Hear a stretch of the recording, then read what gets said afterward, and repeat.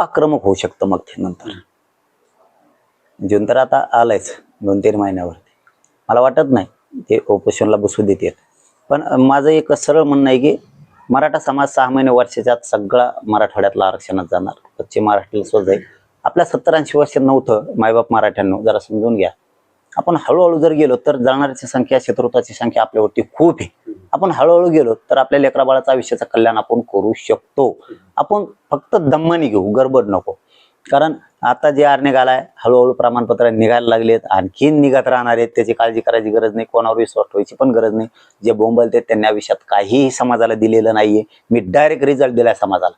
त्यामुळं मुंबईत जर आता जायचं ठरलं रे बाबा, मराठी तर सज्ज आहेत का, लय फजिती होणार सरकारची. सरकार तशी वेळ लय फजिती होणार. वेळ येऊ दे म्हणा, चल जाऊ दे. आम्ही विश्वास ठेवून येत ना, आमच्या विश्वासाचा घात फडणवीस साहेबांनी करू नये. नसता लय हाल होणार तुमचे.